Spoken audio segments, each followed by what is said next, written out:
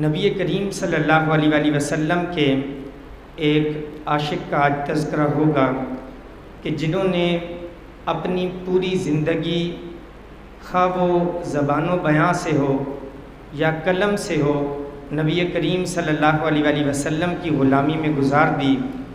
انہوں نے ہر لمحہ نبی کریم صلی اللہ علیہ وآلہ وسلم کی ناموس کے لیے قربان کیا تھا، اسی لیے دنیا میں بھی سرخرو ہوئے، آج بھی سرخرو ہیں اور کل قیامت میں بھی نبی کریم صلی اللہ علیہ وآلہ وسلم کے سامنے سرخرو ہوں گے۔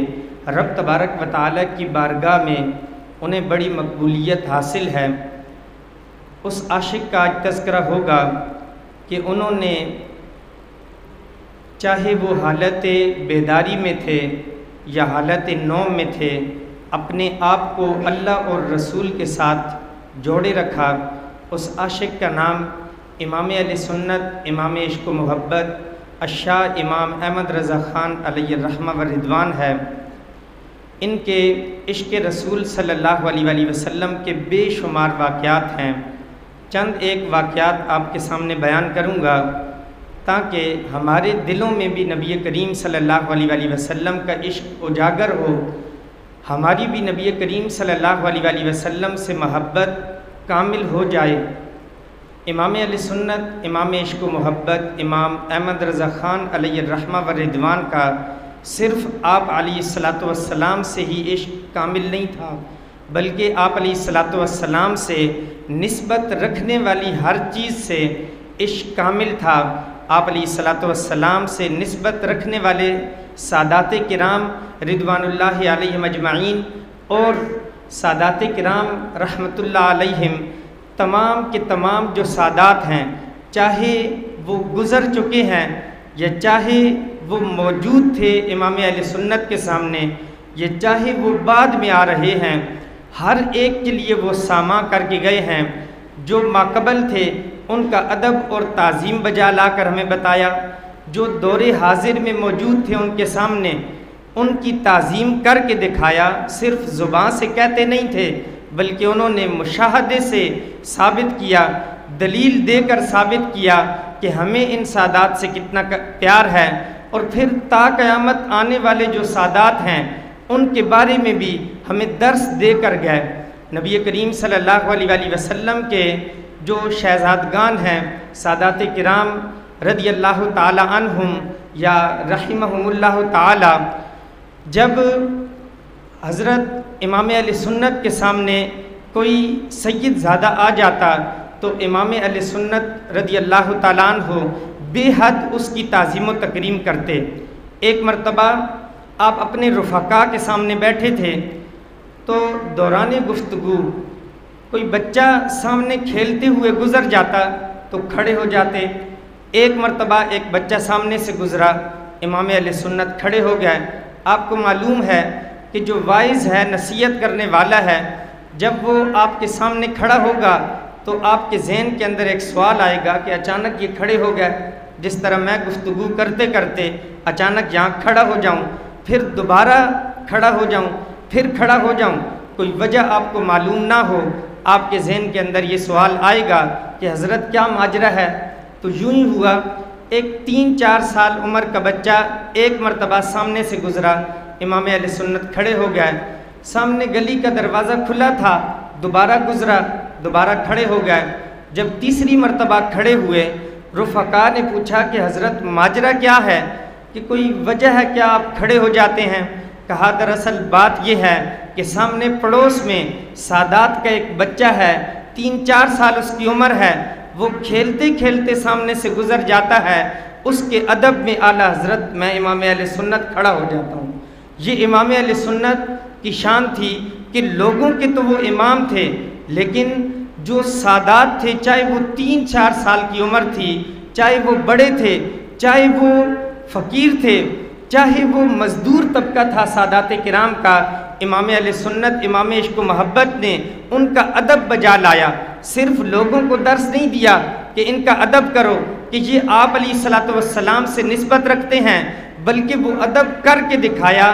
ایک مرتبہ آج کے دور میں جس طرح کوئی بڑا عالم ہو اس کو جب بیان کے لیے بلایا جاتا ہے کسی محفل میں تو گاڑی کا اہتمام ہوتا ہے، گاڑی جاتی ہے، عالم صاحب کو لے کے آتی ہے، وہ بیان کرتے ہیں۔ اسی طرح اس دور میں ایک پالکی ہوا کرتی تھی، امام اہل سنت کو اس پالکی میں بٹھا کر لے جایا جا رہا تھا محفل کی جانب، لیکن بیچ راستے میں امام اہل سنت نے کہا کہ اس پالکی کو روکا جائے۔ جیسی پالکی رکی، امام اہل سنت نیچے اترے۔ اب اس کو اٹھاتے لوگ تھے، جو مزدور طبقہ تھا اس پالکی کو اٹھاتا تھا۔ اب امام اہل سنت نے پوچھا کہ کیا یہ جو پالکی اٹھانے والے ہیں ان میں کوئی سید زادہ تو نہیں ہے؟ مجھے یوں محسوس ہو رہا ہے کہ ان کے اندر ایک سید زادہ ہے۔ اب آپ سمجھ سکتے ہیں کہ ایسی کیسے محسوس ہو گیا۔ نہ کسی مزدور نے بتایا کہ میں سید زادہ ہوں، میں نے آپ کی پالکی کو اٹھایا ہوا ہے، لیکن نبی کریم صلی اللہ علیہ وسلم سے وہ کامل عشق تھا کہ امام اہل سنت نے فرمایا کہ پالکی اٹھانے والوں میں سے مجھے کسی سے حضور نبی اکرم صلی اللہ علیہ وسلم کی خوشبو آ رہی ہے۔ امام اہل سنت نے فرمایا کہ مجھے بتایا جائے کہ ان میں سے کوئی سید زادہ ہے تو کون ہے؟ تو ایک غریب مزدور ایک سامنے آیا، اس نے کہا کہ علی جا، میں سید زادہ ہوں، اس میں آپ کا کیا قصور؟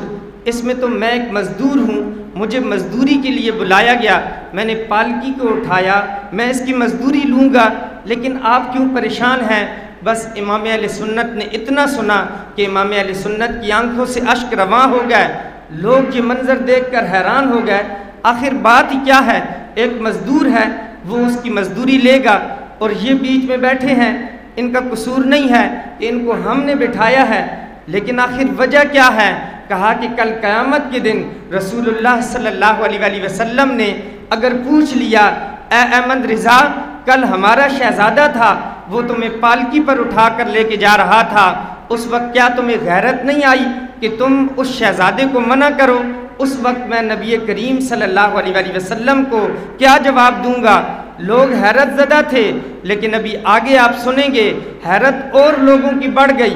امام اہل سنت نے جب یہ جملہ کہا کہ لوگ حیرت زدہ تھے، لیکن اس کے بعد امام اہل سنت نے کہا کہ احمد رضا کو سکون اس وقت آئے گا، اس وقت اس کے دل کو چین آئے گا کہ جب اب پالکی کے اندر تم سید زادے ہو کر تم پالکی میں بیٹھو گے اور احمد رضا اس پالکی کو کندھا دے گا، اس وقت میرے دل کو چین آئے گا۔ جب لوگوں نے یہ سنا کہ یہ وقت کا امام ہے، یہ اتنے بڑے علامہ ہیں، یہ اب لوگوں کو درس دینے جا رہے ہیں، لیکن ایک اتنے بڑے عالم ہو کر اور عاجزی کا یہ عالم ہے، نبی کریم صلی اللہ علیہ وسلم سے عشق و محبت کا یہ عالم ہے کہ خود یہ اٹھا کر پالکی کو چلیں گے۔ جب لوگوں نے اس منظر کو دیکھا، وہ صرف حیرت زدہ نہ رہے بلکہ زاروں قطار رونے لگے۔ یہ امام اہل سنت کا عشق تھا، یہ نبی کریم صلی اللہ علیہ وسلم سے ربط اور تعلق تھا کہ صرف کہا نہیں کہ آپ علیہ الصلوۃ والسلام کی تعظیم کی جائے، آپ سے نسبت رکھنے والوں چیزوں سے تعظیم کی جائے، ان کا ادب بجا لایا جائے، بلکہ کر کے دکھایا، صرف زبان سے نہیں بلکہ دلیل دی اور اپنے فعل سے دلیل دی کہ اے لوگوں، میں اس طرح ادب کرتا ہوں، میں اس طرح عشق اور محبت کرتا ہوں، تمہیں بھی اسی طرح عشق اور محبت کرنی ہے۔ رہتی دنیا تک آنے والی مسلم امہ کو یہ درس دیا کہ جب تک یہ سادات کرام موجود ہیں تمہیں اسی طرح ان کی عزت کرنی ہے، اسی طرح ان کی تعظیم بجا لانی ہے۔ یہی نبی کریم صلی اللہ علیہ وسلم کا عشق ہے، آپ علیہ الصلوۃ والسلام کی محبت کا تقاضا یہی ہے۔ آپ علیہ الصلوۃ والسلام نے یہ وہ لوگ تھے کہ جو سادات کرام تھے، بغداد معلیٰ کی طرف آپ امام علیہ سنت امام احمد رضا خان رحمۃ اللہ علیہ، وہ 3-4 سال کی عمر تھی، اس کے بعد وہ پاؤں پر کر کے لیٹتے نہیں تھے، بغداد معلیٰ کی طرف وہ بے ادبی سمجھتے تھے اپنے پاؤں کو اس کی طرف کرنا۔ خود فرماتے ہیں کہ 4 سال کی عمر میں میں نے اپنے بریلی سے بغداد کی سمت معلوم کر لی تھی، اس وقت سے آج تک کبھی بھی میں نے بغداد معلیٰ کی طرف قدم کر کے میں نے آرام نہیں کیا۔ تو مجھے بتائیں کہ جو حضور غوث پاک کا اتنا ادب بجا لائے گا تو حضور غوث پاک کے جو جد امجد ہیں حضور نبی کریم صلی اللہ علیہ وآلہ وسلم، ان کا کتنا ادب ان کے دل کے اندر ہوگا، ان کی کتنی تعظیم ہوگی۔ ایک مرتبہ رفقا کے سامنے ایک بڑی محفل تھی، حضور غوث پاک کی 11ویں شریف کی محفل تھی۔ اب 11ویں کے اندر جب شیرینی تقسیم کی جاتی ہے اس پر فاتحہ خوانی ہوتی ہے۔ اب حضور غوث پاک کی وہ 11ویں تھی، اب اس پر جب فاتحہ پڑھی گئی اس کے بعد بانٹنے والوں نے جب بانٹا تو ایک تو یہ بھی آپ کا عشق تھا کہ جو سادات کرام تھے ان کو 2 دیتے، جب تقسیم کی باری آتی غیر سید کو 1 مٹھائی ملے گی تو سادات کرام کو 2 ملیں گی۔ اور پھر جب اس محفل کے اندر لوگوں نے ایک عجیب ماجرا دیکھا کہ جو تقسیم کرنے والے تھے تو عدم توجہی کی بنا پر جو شیرینی تھی اس کا کوئی ذرہ نیچے زمین پر گر گیا۔ امام اہل سنت اٹھے، سارے لوگ بیٹھے تھے، چونکہ یہ رونق کے محفل تھے، جب اٹھے تو سب کی توجہ ان کی طرف، دیکھا لوگوں نے اپنی آنکھوں سے کہ یہ اٹھے اور گئے، وہ جو شیرینی کا ٹکڑا مٹھائی کا ایک ذرہ زمین پر گرا تھا 2 زانو ہو کر بیٹھے، اپنی زبان سے اس کو اٹھایا، کہا کہ یہ حضور غوث پاک کی نیاز ہے، یہ آپ علیہ الصلوۃ والسلام کے شہزادے کی نیاز ہے۔ اس کے ادب کا یہ عالم تھا کہ زمین پر یہ گرتی نہیں، اب گر گئی تو اس ادب کے اندر جو بے ادبی آ گئی اب اس کا نقصان اسی طرح پورا ہوگا۔ یہ امام اہل سنت کی محبت تھی، اس محبت سے یہ سیکھا جا سکتا ہے، اس عشق سے یہ معلوم کیا جا سکتا ہے کہ ہمیں سادات کرام رحمہ اللہ تعالی یا وہ سادات جو ہماری گلی میں رہتے ہیں، جو ہمارے ماتحت ہیں، ہماری دکانوں پہ کام کرتے ہیں، جو ہمارے کلاس فیلو ہیں، وہ سادات کرام جو ہمارے پڑوسی ہیں، ہم نے ان کا اتنا ادب کرنا ہے جتنا حضور اعلیٰ حضرت علیہ رحمہ نے کیا۔ یہ امام اہل سنت کی زندگی، آپ کی سیرت ہمیں یہ میسج دیتی ہے، ہمیں یہ پیغام دیتی ہے۔ بلکہ جب زکوٰۃ کے بارے میں امام اہل سنت نے لکھا، آپ کو یہ مسئلہ معلوم ہونا چاہیے کہ زکوٰۃ کا پیسہ سادات کرام پر نہیں لگتا، زکوٰۃ سید کو دینا ناجائز ہے، ان کا لینا بھی ناجائز ہے۔ امام اہل سنت نے جب اس کی تحقیق کی، احادیث لکھی کہ جو سادات کرام ہیں ان کو زکوٰۃ نہیں دیتے، یہ احادیث ہیں اس لیے کہ یہ لوگوں کے مالوں کی میل ہے، اور سید کی تعظیم کا تقاضا یہ ہے کہ ان کو مالوں کا میل نہ دیا جائے بلکہ ان کو صاف ستھرا مال دیا جائے۔ یہ جب سمجھایا امام اہل سنت کو وہاں ایک نقطہ یاد آیا، یہ ایک عاشق کی شان ہو سکتی ہے، ہمارا تو ذہن اس طرف جاتا ہی نہیں ہے۔ امام اہل سنت نے فتاوی رضویہ کی 10ویں جلد کے اندر ہماری یہ توجہ کرائی، کہا کہ اے لوگوں، آپ علیہ الصلوۃ والسلام کے دور میں یہ جو سید زادے تھے ان کو زکوٰۃ دینا ناجائز تھا، حرام تھا، لیکن جب یہ زکوٰۃ ان کو نہیں ملتی تھی رب تبارک و تعالیٰ کی طرف سے ایک اور چیز ان کے لیے ذریعہ بنا دی گئی۔ وہ کیا چیز تھی؟ وہ مال غنیمت کا 5واں حصہ، اس کا پھر 5واں حصہ، یعنی مال غنیمت کے 5ویں حصے کا 5واں حصہ۔ یوں سمجھیں کہ 50,000 اگر مال غنیمت ہو اس کا 5واں حصہ 10,000 ہے، اور 10,000 کا 5واں حصہ 2,000 ہے۔ یہ 2,000 یہ سادات کرام کا ہوا کرتا تھا۔ لیکن مجھے بتائیں کہ اس دور کے اندر کیا جنگیں ہوتی ہیں؟ جب جنگ نہیں ہوئی تو پھر مال غنیمت بھی نہ ہوا، جب مال غنیمت نہ ہوا تو پھر سادات کرام کو کیا دیں گے؟ امام اہل سنت نے ہماری توجہ اس طرف کرائی، کہا کہ اے لوگوں، اس دور کے اندر تو خمس الخمس مال غنیمت کے 5ویں حصے کا 5واں حصہ ان کو مل جایا کرتا تھا، لیکن اس دور میں کوئی سید غریب زادہ ہو، کوئی شہزادہ وہ غریب ہو، کوئی شریف فقیر ہو، اس کو ہم زکوٰۃ تو نہیں دے سکتے۔ لیکن اے لوگوں، زکوٰۃ نہیں دے سکتے لیکن تم اتنا تو کر سکتے ہو کہ اس سید زادے کی تعظیم اور اس کی جو حاجت ہے وہ اس طرح پوری کرو کہ تم اس زکوٰۃ کے پیسے کا ہیلا کر لو۔ ہیلا بغیر ضرورت کے جائز نہیں ہے، لیکن امام اہل سنت نے اس کو ضرورت شرعیہ سے قرار دیا، کہا کہ یہ ضرورت شرعیہ ہے۔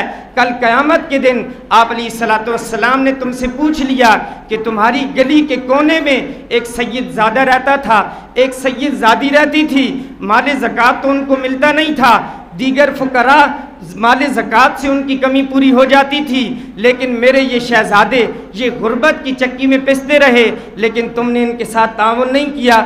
کہا کہ اگر تم صدقات نافلہ نہیں دے سکتے تو مال زکوٰۃ کا ہیلہ کرو، ان کے لیے ہیلہ کر سکتے ہیں۔ جب ہیلہ ہو جائے گا تو ہیلہ شرعیہ کے بعد ان کی خدمت بھی ہو سکے گی۔ یہ امام اہل سنت کا عشق تھا۔ ہیلہ شرعیہ یہ ہے کہ کوئی شریف فقیر ہو اس کو آپ مال زکوٰۃ دے دیں، جب مال زکوٰۃ دے دیں وہ مالک ہو جائے گا۔ اب اپنی مرضی سے جب وہ مالک ہو گیا، آپ کو واپس کیا، اب زکوٰۃ بھی ادا ہو گئی اور وہ پیسہ مال اب وہ لوگوں کے مال کی میل نہ رہا، بلکہ اب وہ مال پاک ہو گیا اور پاک مال سید زادے کو دے سکتے ہیں۔ یہ امام اہل سنت کا عشق تھا، جس عشق نے یہ مسئلہ حل کیا۔ آج ہم اسی طرح سادات کرام کی خدمت کرتے ہیں جن کو یہ مسئلہ معلوم ہے، تو امام اہل سنت نے اپنے قلم سے، اپنی زبان سے، اپنے بیان سے ہر لمحہ، ہر گھڑی، ہر وقت سادات کرام کی تعظیم کی، آپ علیہ الصلوۃ والسلام کی تعظیم کی۔ ادب کا عالم یہ تھا کہ جب سوتے اس وقت بھی نبی کریم صلی اللہ علیہ وآلہ وسلم کی یاد میں سوتے، رب تبارک و تعالیٰ کی ذات سے غافل نہ رہتے۔ خود فرماتے ہیں جب میں سوتا ہوں، میں سوتے وقت اپنے ہاتھوں کو یہاں رکھتا ہوں، جب ہاتھوں کو یہاں رکھتا ہوں تو اپنی شہادت کی انگلی کو انگوٹھے سے ملاتا ہوں، جب شہادت کی انگلی کو انگوٹھے سے ملائیں گے یہ لفظ اللہ بن جائے گا، جب لفظ اللہ بن جائے گا آپ ان دونوں ہاتھوں کو اپنے کان کے نیچے رکھیں اور اپنی ٹانگوں کو فولڈ کریں تو یہ لفظ محمد بن جائے گا۔ آپ قبلے کی طرف رخ کر کے یوں کر کے دیکھیں تو آپ کو دیکھنے والا یہ دیکھے گا کہ لفظ محمد لکھا ہوا ہے۔ امام اہل سنت خود فرماتے ہیں نام خدا ہے ہاتھ میں، نام نبی ہے ذات میں، مورے غلامی ہے پڑی لکھے ہوئے ہیں نام دو۔ امام اہل سنت کا یہ عشق تھا کہ سوتے وقت بھی نبی کریم صلی اللہ علیہ وآلہ وسلم کی غلامی میں ہیں، جاگ رہے ہیں تب بھی آپ علیہ الصلوۃ والسلام کی غلامی میں ہیں۔ نبی کریم صلی اللہ علیہ وآلہ وسلم پر کوئی انگلی اٹھاتا، آپ علیہ الصلوۃ والسلام کو کوئی برا بھلا کہتا، آپ علیہ الصلوۃ والسلام کی تنقیص شان کرتا، آپ کانپ پڑتے، آپ کو جوش آتا، آپ کا قلم رک نہیں سکتا، آپ اس کے رد کے اندر آپ علیہ الصلوۃ والسلام کی ناموس کے لیے کچھ نہ کچھ لکھتے اور فرماتے، جب لکھتے تو جو مخالف تھا وہ رد کرتا تو فرماتے کہ اب مخالف نے جتنی دیر میرا رد کیا ہے نبی کریم صلی اللہ علیہ وآلہ وسلم کی ذات اس سے بچ گئی، آپ علیہ الصلوۃ والسلام کو اتنی دیر وہ برا بھلا نہیں کہہ سکا، اتنی دیر تک وہ مجھے برا بھلا کہتا رہا۔ یہ آپ کے عشق کا عالم تھا۔ اور آپ نے جب قصیدہ معراجیہ لکھا، وہ قصیدہ کمال کا قصیدہ ہے۔ جب امام اہل سنت کے دور میں 1400 سال پہلے کا جو علماء اہل سنت کا جو سنیوں کا عقیدہ تھا، جب اس پر حملہ ہوا امام اہل سنت کھڑے ہوئے، امام اہل سنت نے رد کیا۔ جب لوگوں نے آپ علیہ الصلوۃ والسلام کو بشر کہا، نور ماننے سے انکار کیا، امام اہل سنت نے وہاں بھی قلم اٹھایا، قصیدہ معراجیہ کے اندر بہت دلائل دیے، لیکن ایک قصیدے کا شعر آپ کے سامنے میں بیان کرتا ہوں۔ اس قصیدے کے اندر امام اہل سنت نے اس طرف توجہ کرائی، کہا کہ اگر تم بشر کہتے ہو تو پھر بتاؤ کہ معراج کی شب جبریل امی علیہ الصلوۃ والسلام وہ معراج کی شب سدرہ تک جا کر رک گئے، ان کے پر تھک گئے، کتنے اڑے ہوں گے؟ وہ جبریل کے جب ایک پر مارتے تو سدرہ سے آپ علیہ الصلوۃ والسلام کے کاشانِ نبوت پر آ جایا کرتے تھے، تو بتائیں کہ کتنے اڑے ہوں گے؟ اڑنے کے بعد جبریل امی کے جب پر تھک جاتے ہیں، وہ رک جاتے ہیں، نبی کریم صلی اللہ علیہ وآلہ وسلم کی سواری آگے بڑھ جاتی ہے، پھر سواری بھی رک جاتی ہے، آپ علیہ الصلوۃ والسلام آگے بڑھتے چلے گئے۔ اب یہاں جب یہ ثابت ہو گیا کہ امام اہل سنت آگے گئے، قرآن پاک کے اندر قاب قوسین و ادنیٰ کس کے لیے آیا؟ اسی کے لیے آیا کہ آپ علیہ الصلوۃ والسلام رب تبارک و تعالیٰ سے ملاقات کر کے آئے۔ بعضوں نے کہا کہ جبریل کو دیکھنے گئے تھے، تو مجھے بتائیں کہ جو دروازے کا دربان ہو وہ تو دروازے پہ ہی نظر آ جاتا ہے۔ جبریل امی تو ہر روز و شب آپ علیہ الصلوۃ والسلام کے پاس آتے تھے، ان کو تو دیکھنے کی ضرورت ہی نہیں تھی۔ اور پھر مسلم کے اندر جو روایت ہے ارجع الی ربک، حضرت موسیٰ علیہ الصلوۃ والسلام نے فرمایا کہ اے محمد عربی صلی اللہ علیہ وآلہ وسلم آپ اپنے رب کے پاس واپس پلٹیے، تو واپس وہ پلٹتا ہے جو پہلے گیا ہو۔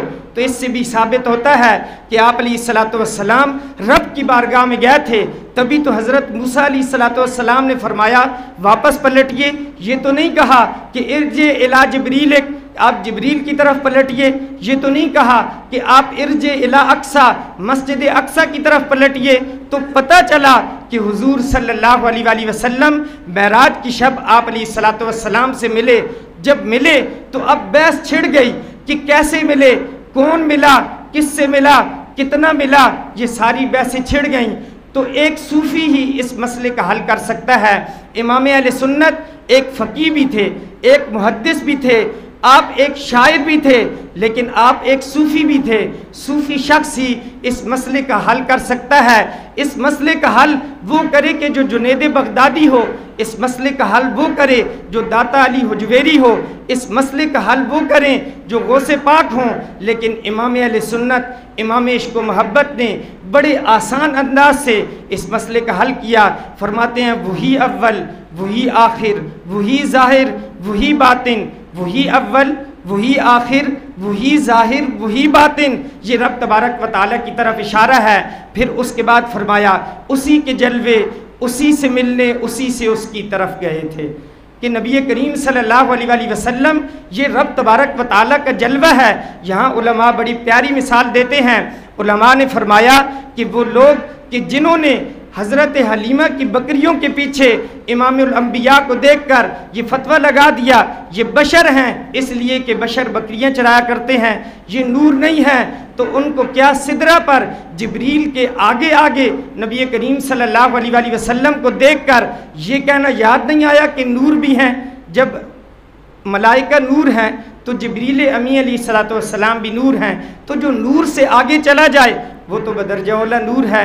تو ان کو چاہیے جو حلیمہ کی بکریوں کے پیچھے دیکھ کر بشر کا فتویٰ لگانے والے ہیں، وہ سدرہ پر جبریل سے آگے دیکھ کر نورانیت کو بھی ثابت کریں۔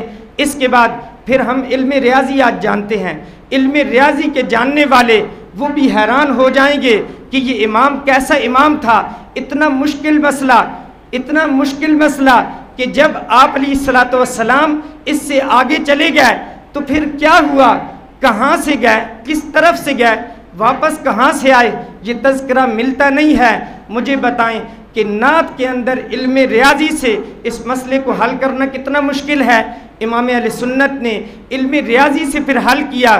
وہ لوگ کہ جو ریاضی پڑھتے ہیں اپنی ریاضی پر فخر کرتے ہیں، وہ شخص کہ جو نبی کا پکا عاشق ہوتا ہے، جو سچا غلام ہوتا ہے، جس کو نبی کریم صلی اللہ علیہ وآلہ وسلم کے در سے فیض ملتا ہے، یہ ریاضی اس کے گھر کی لونڈی ہوا کرتی ہے، وہ اس ریاضی پر ناز نہیں کرتا، وہ پھر آپ علیہ السلام کے عشق و محبت پر ناز کرتا ہے۔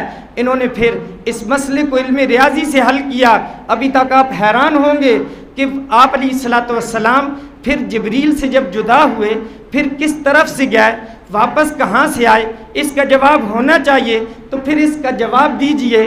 آپ لوگ میتھ پڑھتے ہیں، میتھ کے اندر پرکار دائرہ لگانے کا ایک آلہ ہے جس کو پرکار کہا جاتا ہے۔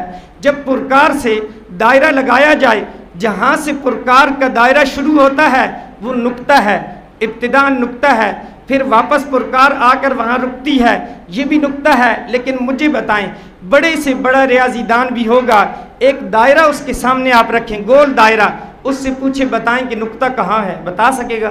نہیں بتا سکے گا۔ تو نقطے کا پتہ نہیں چل سکتا۔ یہ نقطہ وہ ہے جس کو میں بھی جانتا ہوں، جس کی حقیقت کو آپ بھی جانتے ہیں کہ یہ تقسیم کو قبول نہیں کرتا، یہ وہ نقطہ ہے۔ تو وہ ذات کہ جو نبی کریم صلی اللہ علیہ وآلہ وسلم کی ذات ہے، جس کی حقیقت کو رب تبارک و تعالیٰ کے علاوہ کوئی نہیں جانتا، تو امام اہل سنت نے علم ریاضی سے حل کیا۔ کمان امکان کے جھوٹے نقطوں، کمان امکان کے جھوٹے نقطوں، تم اول آخر کی پھیر میں ہو۔ یہ جو کمان ہے یہ تیر مارنے کے لیے جو استعمال کرتے ہیں، کمان امکان کے جھوٹے نقطوں، وہ جو نقطہ تھا وہ جھوٹا ہے، اس کا ہمیں پتہ ہی نہیں چل رہا۔ کہا کہ کمان امکان کے جھوٹے نقطوں، تم اول آخر کی پھیر میں ہو۔ نبی کریم صلی اللہ علیہ وآلہ وسلم کا یہ غلام جو ہے یہ کہاں سے آیا کہاں گیا، اس کا جواب چاہیے۔ کہا کہ کمان امکان کے جھوٹے نقطوں، تم اول آخر کی پھیر میں ہو کہ کہاں سے ابتدا ہوئی کہاں سے واپس آئے، محیط کی چال سے تو پوچھے کدھر کو آئے کدھر گئے تھے۔ محیط کس کو کہتے ہیں؟ دائرے کو کہتے ہیں۔ محیط پرکار کی چال ہے۔ کہا کہ محیط کی چال سے پوچھو کدھر کو آئے کدھر گئے تھے۔ علم ریاضی سے امام اہل سنت نے اس کا جواب دیتے ہوئے فرمایا، پہلے تم نقطے کے بارے میں بتاؤ کہ نقطے کی ابتدا کہاں سے ہے، انتہا کہاں سے ہے۔ کمان امکان کے جھوٹے نقطوں، تم اول آخر کی پھیر میں ہو، محیط کی چال سے تو پوچھو کدھر کو آئے کدھر گئے تھے۔ وہ امام الانبیاء کہ جس کی حقیقت کو رب تبارک و تعالیٰ کے علاوہ کوئی نہیں جانتا، تو پھر وہ ذات اس کے بارے میں تم کیسے جان سکو گے؟ یہ نبی کریم صلی اللہ علیہ وسلم کے وہ عاشق ہیں کہ پوری زندگی بیان کے ذریعے، تحریر کے ذریعے نبی کریم صلی اللہ علیہ وسلم کی غلامی کے اندر گزار دی۔ جب نعت لکھی آپ علیہ الصلوۃ والسلام کی شان کے اندر لکھی، کبھی بھی کسی سے مال و دولت لینے کے لیے کسی بھی بادشاہ کی شان کے اندر منقبت نہیں لکھی۔ اس پر بھی واقعات ہیں لیکن وقت کے دامن کے اندر گنجائش نہیں ہے۔ میں صرف اتنا آج آپ کو کہنا چاہتا ہوں، آج اگر عرس اعلیٰ حضرت منایا جاتا ہے وہ اسی لیے منایا جاتا ہے کہ انہوں نے آپ علیہ الصلوۃ والسلام سے محبت کی، آپ علیہ الصلوۃ والسلام سے عشق کیا، آپ علیہ الصلوۃ والسلام سے میلاد منایا۔ یہ دنیا فانی ہے، یہ مال آنے جانے والی چیز ہے، یہ یہاں ہی رہ جائے گا۔ یہ مولوی تمہیں کل قیامت کے دن نہیں بچائے گا۔ آپ مولوی کو نہیں دیکھتے، عشق اندھا ہوتا ہے، عشق دلیل نہیں مانگتا۔ اس کو ایک مثال سے سمجھیے، آپ کے بیٹے کا رنگ کالا ہے لیکن اس کے باوجود ماں کہتی ہے یہ میرا چاند ہے، لیکن ثابت کر سکتے ہو اس کو چاند؟ اس کا رنگ تو کالا ہے، اس کو بولو دلیل دو۔ کہا کہ دلیل نہیں ہے، جاؤ گھر میں اپنے بچوں کے پاس جاؤ، جیسے بھی ہیں تمہیں چاند ہی نظر آئیں گے۔ عشق دلیل نہیں مانگتا، یہاں دلیل کی ضرورت نہیں ہے۔ نبی کریم صلی اللہ علیہ وسلم کا عشق یہ آنکھیں بند کر کے ہمیں کرنا ہے۔ ہر دور کے اندر عشق کے تقاضے مختلف ہوا کرتے ہیں، میلاد منانے کے تقاضے مختلف ہوا کرتے ہیں۔ نبی کریم صلی اللہ علیہ وسلم کا عشق یہ تقاضا کرتا ہے کہ میلاد ہر دور کے اندر اس دور کے حساب سے منائی جائے۔ اس دور کے اندر جس انداز سے آپ خوشی مناتے ہیں، شادی پر آپ لائٹیں لگاتے ہیں، تو عرف اس بات کا تقاضا کرتا ہے جو بھی مقام خوشی ہے وہاں لائٹیں لگائی جائیں، وہاں جھنڈیاں لگائی جائیں، وہاں چراغاں کیا جائے۔ تو امام اہل سنت، امام عشق و محبت، امام احمد رضا خان علیہ الرحمہ و رضوان کی زندگی یہ میسج دیتی ہے کہ آپ علیہ الصلوۃ والسلام سے دل و جان سے بڑھ کر پیار کیا جائے، عشق کیا جائے۔ اللہ عز و جل ہم سب کو عمل کرنے کی توفیق عطا فرمائے۔ آمین بجاہ النبی الامین صلی اللہ علیہ وسلم۔